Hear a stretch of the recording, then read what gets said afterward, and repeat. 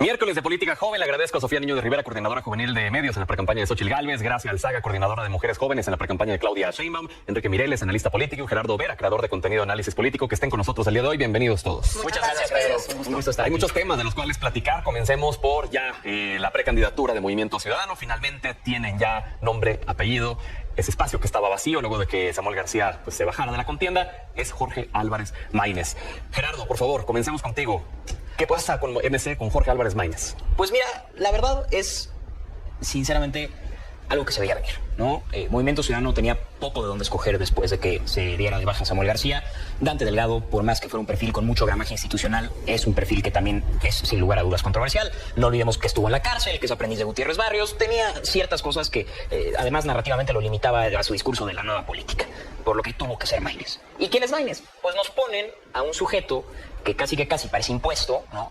Que no tiene mucho carisma, que su trayectoria política es relativamente corta y que en realidad, si por algo destaca, es porque ha sido una voz un tanto vocal para MC en el Congreso estos últimos 3 años. Pero de ahí en fuera, no es un perfil que llame la atención, no es un perfil que verdaderamente jale y, digo, no podemos juzgar hasta que no lo veamos en acción, pero de primera impresión, no hay mucho para que quienes decir. no lo sepan, Jorge Álvarez Maínez era el líder de la bancada de Movimiento Ciudadano en la Cámara de Diputados. Sofía. Bueno, yo creo que el tablero político de Movimiento Ciudadano se vino abajo una vez que Samuel se retirara de la contienda presidencial. Creo que era de esperarse que les costara, como dice Gerardo, mucho trabajo al interior de Movimiento Ciudadano decidir cuál era el perfil que mínimamente pudiera alcanzar los índices de popularidad que pudo haber llegado Samuel en una campaña. A mí lo que me sorprende es que sea Maínez, o sea, ¿de verdad Álvarez Maínez? O sea, ese es el peso pesado que tiene Movimiento Ciudadano. Creo que pasaron del fosfo a el gris más gris, porque no, de verdad, porque no es posible que destapa Samuel a Álvarez Maínez como el precandidato y las primeras reacciones del destape son: ¿y ese quién es? O que incluso liderazgos tan fuertes en Movimiento Ciudadano como Enrique Alfaro no respalde la candidatura de Álvarez Maínez. Entonces, esto lo único que te indica es que la decisión fue una decisión totalmente equivocada por parte de Movimiento Ciudadano. Si no hubiera sido Álvarez Maínez, ¿ves a alguien más? Pues yo hubiera esperado que también Dante hubiera estado ahí en la competencia. Realmente a nosotros, desde el frente, nos conviene que haya sido un perfil, como digo, gris, como Álvarez Maínez, porque no representa realmente una amenaza. Ahora, como mexicana, como ciudadana, me hubiera gustado ver que pusieran a un cuadro mucho más competitivo, que por supuesto ya estaba desdibujado, pero algo así como Indira Kempis, o incluso ya de perdida Patricia Mercado. Creo que al final, al tener una contienda presidencial entre mujeres, pues esto hubiera elevado mucho más el nivel del debate, ¿no? Okay. Pero sabemos que Movimiento Ciudadano pues es uno de los partidos que el INE ya le ha puesto ultimátums para cumplir con todo el tema de la paridad de género. ¿Sí? Entonces, pues, por algo pusieron a Maínez como un dedazo para que no digan que están totalmente deslindados de la vieja política. Esta nueva política, pues realmente no tiene nada de nuevo, y como Enrique Alfaro lo dijo, no se vale disfrazar lo nuevo cuando realmente es pura cuestión absurda. Gracias. Enrique Alfaro dijo, no se puede disfrazar lo nuevo de lo absurdo. Exacto. Y creo que es importante, y no coincido para nada con Alfaro, pero en esto sí puedo decir, porque finalmente él se hace a un lado sobre ellos, pero Alfaro se ha destacado por ser de los primeros, sin decir alguna mala palabra, en tratar como tontos a los ciudadanos y ciudadanas de Jalisco e irse de vacaciones cada que puede, ¿no? Entonces eso por una parte digo porque se intenta hacer un lado de Movimiento Ciudadano, pero finalmente representa lo mismo.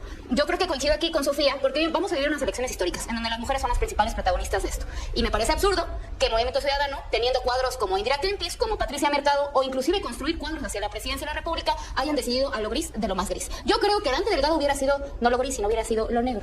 ¿Por qué? Porque finalmente hablar de lo nuevo cuando ni siquiera representan a la generación de las juventudes. ¿Cuántos años tiene Álvarez Maínez? 38. Ya no es joven. Entonces todavía Samuel García podría representar eso, Mariana, pero en este momento ya no podemos decir que Movimiento Ciudadano representa alguna amenaza o inclusive que van a hacer algo relevante en la campaña. Quique.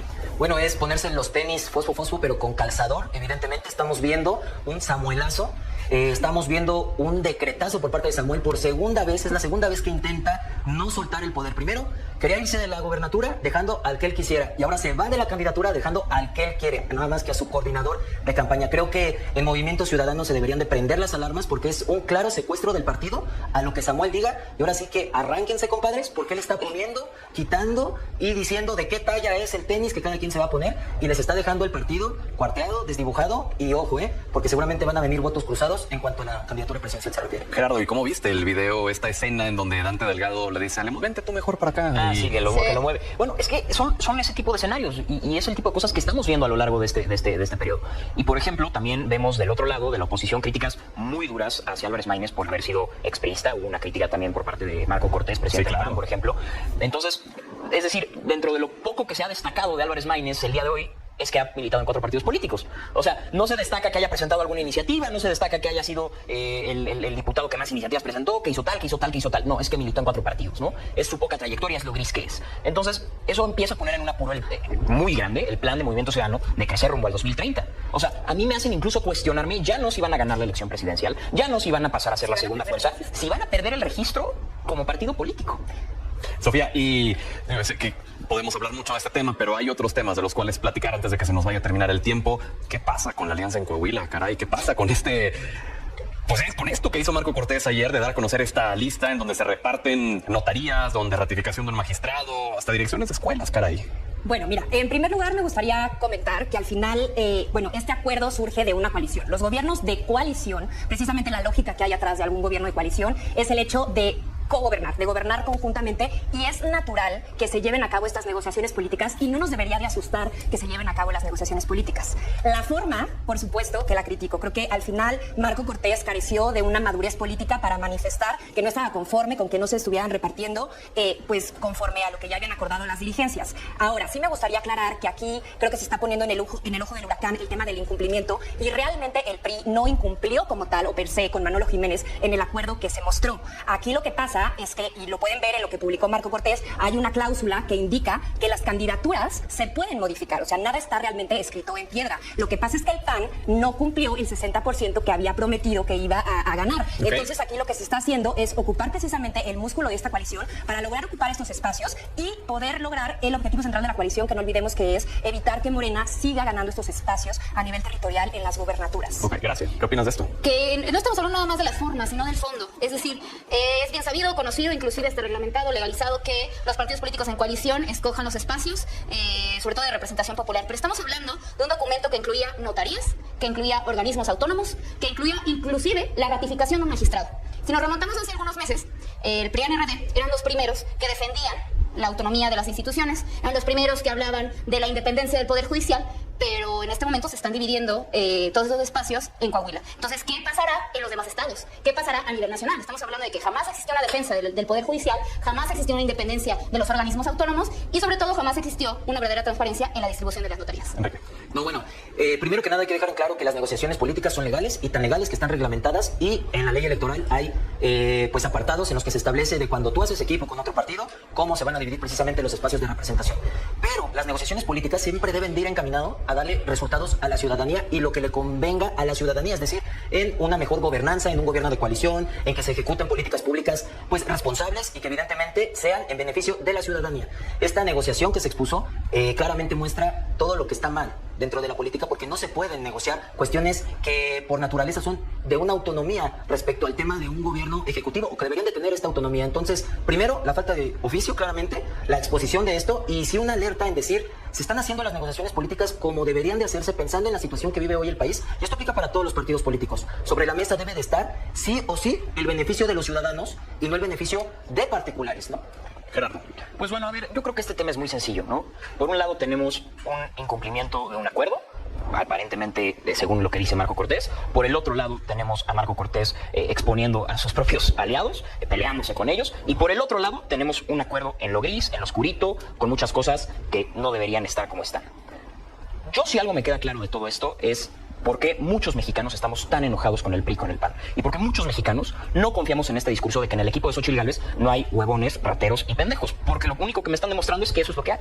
Sofía, ¿quieres un último comentario para replicar me todo? gustaría justamente enfatizar que esto no es una cuestión exclusiva del PRI y del PAN, es algo que se ve en todos los partidos políticos y además también en otros países, hablando de las negociaciones políticas. Por supuesto que nosotros en el PRI tampoco estamos a favor de que se repartan estas cosas. Al final sabemos, y como lo dijo la precandidata Xóchitl Gálvez, que este tipo de acuerdos políticos tienen que ser en beneficio de la gente y no para favorecer intereses personales. Entonces, pues ojalá que sirva de moraleja para que los dirigentes estén a la altura de lo que las y los mexicanos queremos para estas elecciones. Antes de despedirnos, ¿quieren así rápidamente replicar? Gracias. Era el momento de Xóchitl Gálvez para exigir que Marco Cortés renunciara a su cargo. Era el momento para que Xóchitl Gálvez se deslindara de lo que sucedió, y sobre todo era el momento para que el PRI dijera que no permite eso cuando su presidente fue el primero en firmar. Enrique. Bueno, primero que nada, Xóchitl no puede exigir la renuncia de un partido porque ella no milita en ese partido. Entonces no es ese tema no le corresponde a Xochitl, y Xochitl sí denunció y expresó que no estaba de acuerdo en estos acuerdos en lo oscurito. Ella sí salió, incluso con el coste político que esto podría tener. O sea, ella no se lo guardó, salió y acaba de decir, yo no estoy de acuerdo. Y de hecho yo creo que eso es parte mucho del choque que ha tenido